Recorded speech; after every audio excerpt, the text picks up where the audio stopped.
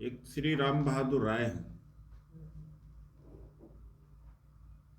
जब बीजेपी की सत्ता नहीं थी तो बड़े प्रगतिशील वो दिखाई पड़ते थे, जनसत्ता के वो एडिटर भी थे।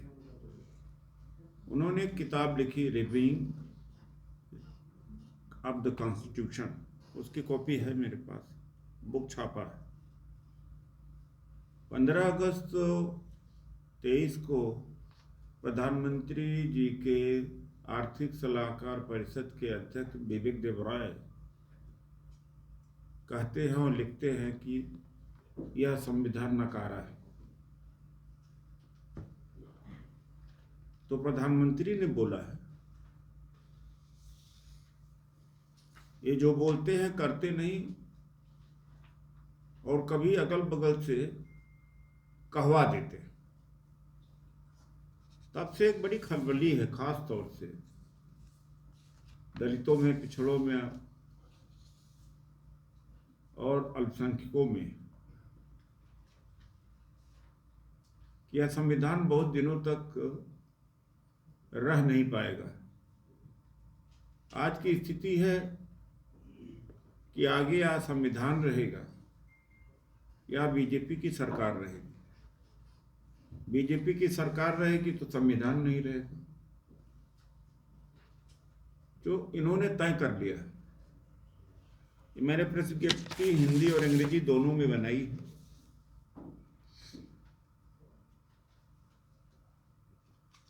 सावरकर जी क्या कहते हैं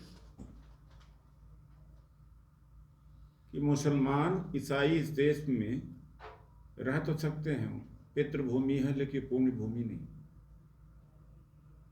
और गोलवलकर जो सबसे लंबे समय तक संघ के सरसंघ चालक थे, 43 वर्ष तक करीब करीब, उन्होंने कहा कि अंग्रेज जाने के बाद आज़ादी के हकदार अगर दलित, पिछड़े, अल्पसंख्यक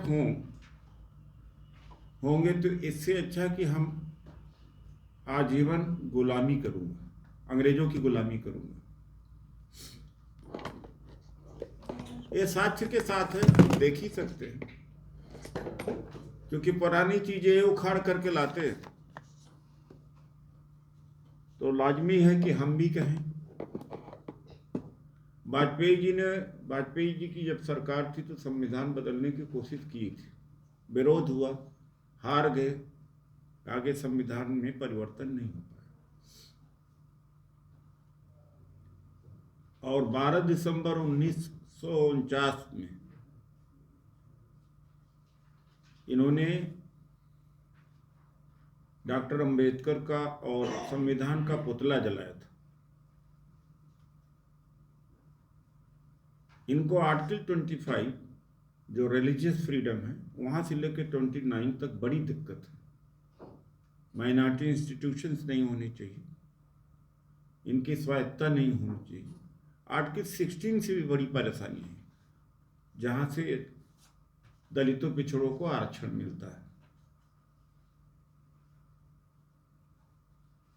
इसके अलावा जो इनके 10 साल के कार्यकलाप है, अंदर से संविधान को काफी हद तक खोखला कर दिया है।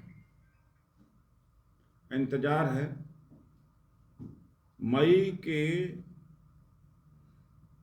लास्ट वीक 24 का, फिर सरकार बनी तो ये संविधान बदल देगी। हम संविधान बचाने के लिए दिल्ली की रामलीला मैदान में 5 नवंबर को रैली कर रहे हैं। जाति जनगणना है, जो जनता टैक्स देती है। ऑक्सफैम रिपोर्ट आने के पहले इस देश के पूंजीपति बड़ा चौड़ा होकर बोलते थे, टैक्स पेयर्स की मनी, टैक्स पेयर्स की मनी। पता लगा कि अमीर 4% ही टैक्स देता है, आम आदमी गरीब का टैक्स। उसी से रेल बना, उसी से पोर्ट बने, उसी से बैंक बने, उसी से सब बने। उसको ये औने पौने दाम में बेच रहे हैं ताकि सरकारी नौकरियां समाप्त हो जाए। जाति जनगणना से क्यों डरे हैं?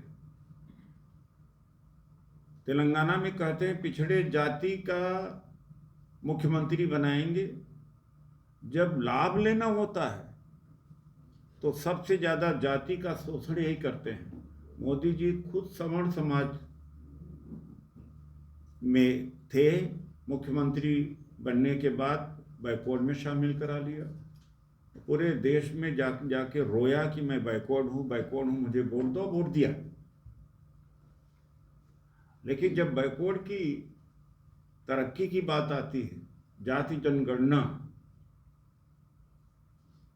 की बात आती है, तो कहते हैं जातिवाद इससे बढ़ रहा है। इन्होंने जब इसके पहले का जो मंत्रिमंडल में बदलाव किया था, 27 ओबीसी के मंत्री बनाए गए थे, तो जाति पहले लिखी गई थी, नाम बीच में था, मंत्रालय लास्ट में। तो जाति का शोषण करना, जाति का लाभ उठाते हैं। लेकिन जब उन सभी जातियों को उनके हक देने की बात आती है तो जातिवाद नजर आता है। वोट के समय सब हिंदू नजर आते हैं। अगर ये पिछड़ों को आरक्षण मिले जाति जनगणना हो करके, तो क्या ये हिंदू नहीं है? क्यों विरोध कर रही है बीजेपी? इसको लेकर के हम 5 नवंबर को दिल्ली के रामलीला मैदान में रैली कर रहे हैं। और सारे एक दो और बातें हैं हमने लिखा है, जो कि मेन बातें हमारी यही है, किस तरह से बैंक लूटा जा रहा है, किस तरह से कुटीर उद्योग और छोटे मझोले जितने व्यापार हैं सब खत्म कर दिए जा रहे हैं, नौकरियां खत्म करी गई, आरक्षण खत्म कर गई। अब हमारे इस लड़ाई में हमारा साथ डॉक्टर ताजुद्दीन अंसारी जी, अब बहुत मोअज्जिज हजरात हैं, अब्दुल वाहिद जी हैं हमारे बाएं बाजू में, और वसीम सैफी जी हैं, सैफी समाज के हैं। ये लोग भी शामिल हुए हैं, क्योंकि आज के समय में यह है कि अगर मुसलमान अपनी अलग से भी कोई रैली करती, सम्मेलन करता है, तो भी उसके लिए बड़ा मुश्किल है। इतना इनका गंदा प्रचार है, कहा देखो, कहे प्रचार की देखो मुसलमान एक हो रहे, हिंदू एक हो जाओ। तो ये जो सेकुलर लोग हैं, चाहे जिस जाति बिरादरी के हों, दलित हैं, पिछड़े हैं, आदिवासी हैं, ईसाई हैं, अब सब एक प्लेटफॉर्म पर आकर के सिविल सोसाइटी, असली सिविल सोसाइटी है। अन्ना हजारे का जो ड्रामा था सिविल सोसाइटी के नाम से पूरे देश में बताया गया कि सिविल सोसाइटी सरकार के खिलाफ लड़ रही है। ये सिविल सोसाइटी असली है, न कांग्रेस से हम आदमी ले रहे हैं, न समाजवादी पार्टी से, किसी दल से नहीं। ये रियल सिविल सोसाइटी है, वो फर्जी सिविल सोसाइटी थी। तो ये सिविल सोसाइटी मैदान में आकर के अपना हिसाब मांगती है, हक मांगती है, देश बचाने के लिए, संविधान बचाने के लिए आगे आई है। मैं अर्ज करूंगा एक दो लफ्ज, कुछ बातें डॉक्टर ताजुद्दीन जी रख लें और हमारे दूसरे साथी भी हैं। धन्यवाद। बाकी डिटेल इसमें है।